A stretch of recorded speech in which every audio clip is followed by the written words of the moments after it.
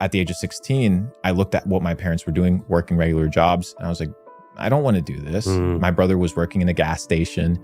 I was working in a hotel, like mopping floors. That was my job. Like, that's what I was doing. I was like, I cannot do this. And through a family member, I actually got a flight for free, sitting where the flight attendants sit.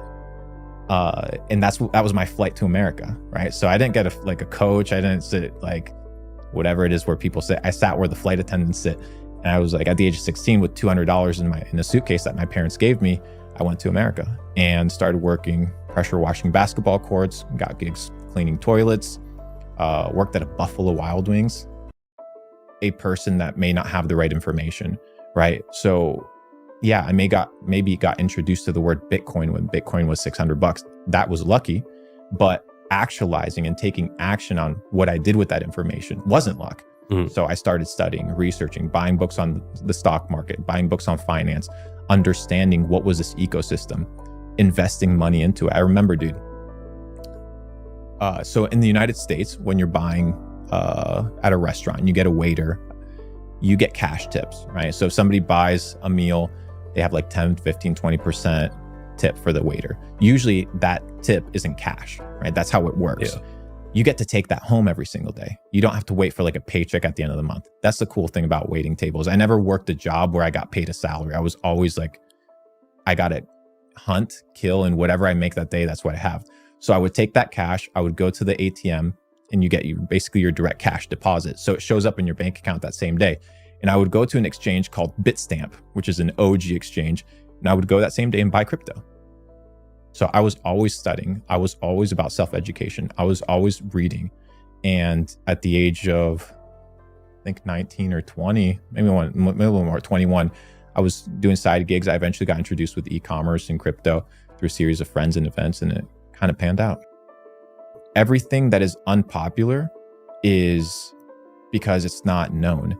And how the markets tend to work is the people that are intelligent, the VCs, the market makers, the hedge funds, the people that actually have money that move the markets, they establish their layers, they establish their market buys, their orders, they build out their portfolios, and then they go to the news anchors, and then they go to the publishers, they go to Forbes, they go to CNBC, and they're like, okay, run this article, run this publishing, because they direct what? Liquidity. So they're the ones that conduct liquidity to drive up the price, and then they exit on that liquidity. So my news was very simple. It was, I think, 2020. I posted on Instagram. I had like 8,000 followers back in the day. And I said, Bitcoin's going to go to the moon. Why? Well, because the Fed started buying assets.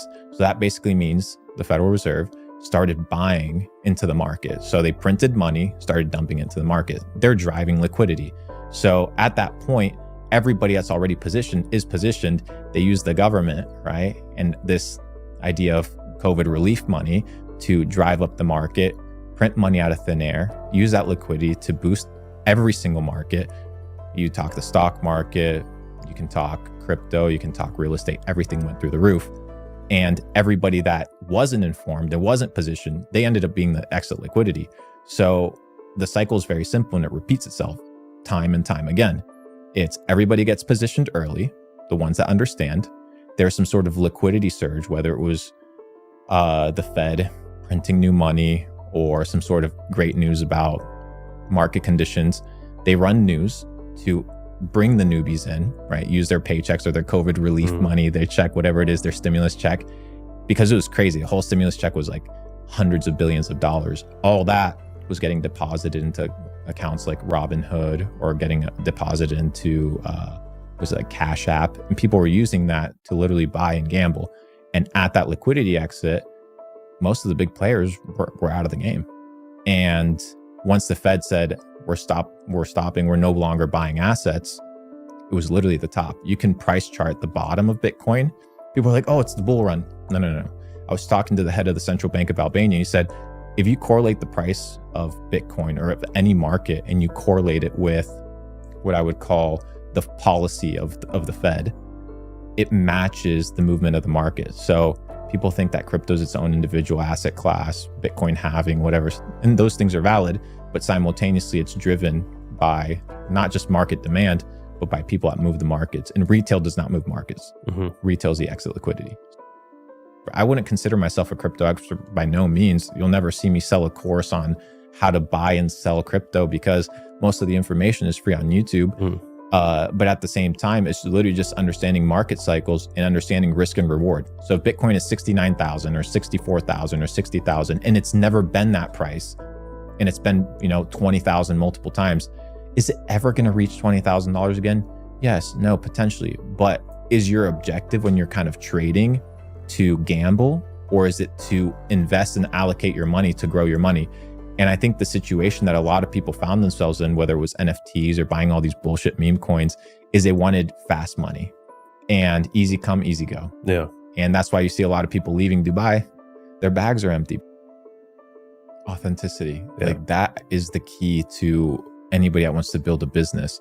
Because first of all, especially I would say as an influencer, there's two types of ways to make money. One, let's consider money butterflies for the sake of the illustration, right? So let's say you want to catch butterflies. Butterflies equate to dollars. There's two ways that you can gather butterflies. The first way is build a net, right? Build a massive net. It doesn't matter how optimized the net is. It doesn't matter how sophisticated it is. You always have to swing in order to catch butterflies. That's most people hustling, right? They have to clock in, they have to post, they have to sell a promo in order for them to make money, in order for them to catch butterflies. That is not efficient. That is hustling. Why? That's where most people start, but you need to develop a second skill set, which is how to attract butterflies. How do you attract butterflies? By building a garden. Now, it might sound like a foo-foo concept, but if you build a garden, that means you need to build an ecosystem. You're building an ecosystem. Now your goal is to figure out how to make it all congruent and how to make sure people buy into that ecosystem and they don't leave to other gardens. You look at Amazon, that's a fucking garden, bro. That's a self-sustaining garden. They run, it's not just the Amazon platform. They run a plethora of platforms. Amazon AWS, IMDb, they have the Amazon Prime, ebooks. It's an ecosystem of what? Attracting money. So the concept of going from hustle to boss is instead of working in your business and catching the butterflies, once you have enough, is working on your business, which is kind of what I've been mastering, which is how to build and scale digital businesses. And in that situation, it's a completely different level of skill set, completely different. And the big thing that I learned when I started making my money was, I was saying it to some buddies today, I said, my big epiphany, my big humbling moment was I was a poor guy with money. And what I meant by that was my mental framework was the mental framework that I was brought in, which is you need to hustle, you need to work, you need to get a job. And I was taking that same philosophy, but just as a self-employed individual, because if I stopped working, the money would stop coming. The first thing I would do is plan, execute, and iterate. So develop a plan. What do I want to do?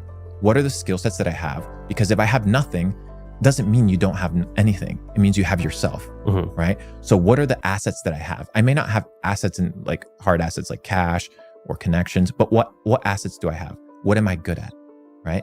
And you need to start at that basis point. That's the first thing I would do. The second thing is connections and relationships. Figure out the people that are going to help you execute. So how do you get into the room with the people that are going to facilitate your execution, right? So let's say I start from zero. First thing I would do, plan a way to make money online. And that doesn't mean that, there's a lot of people that will have brick and mortar businesses and they're like, oh, not everybody can make money online. Okay, perfect. Then you won't make money online. But my first thing would be plan. Plan what? Plan my ability to make $5,000 or $10,000 a month. How am I going to do that? Most likely online. Why? Low friction, low cost, high traffic volume of people. Very simple. What would my execution be? Whatever the execution of the plan would be. How would I create a plan? First, very simple. What can I be the best at? I'm giving the equation for how to make money. What can I be the best at? You need to figure out what you can actually be the best at based off of your skills. If you're not the best, develop the skill sets to become the best. The second thing is I need to be in high demand, right? You can't be doing something that's not in high demand. You're in a great space. You're in an evergreen space. You're in the fitness space. You're in the health space. That shit's only growing. It's only getting bigger and bigger and bigger. And then finally, I need to be able to do something that I'm irreplaceable in. So I need to be the best at what I do. I need to be in high demand, and I need to be irreplaceable. You look at all these guys that got fired from Amazon, Facebook, Google. Why? Replaceable. So if you want to make money, right? Make a plan to make money, figure out how you can be the best at what you do, how you can be irreplaceable, and figure out how you can be in high demand. Then execute on that plan. What does that mean? You need to develop a business plan. You don't know how to develop a business plan? Look it up, very simple, and execute on it. That means you said, I haven't missed a week in 14 years training. Same thing it should be with business, right? I'm not going to miss a single deadline of everything that I told myself I was going to do. And finally, iterate. Go back, look at the business plan, figure out what can I do better, and implement that change. And that's the cycle, brother.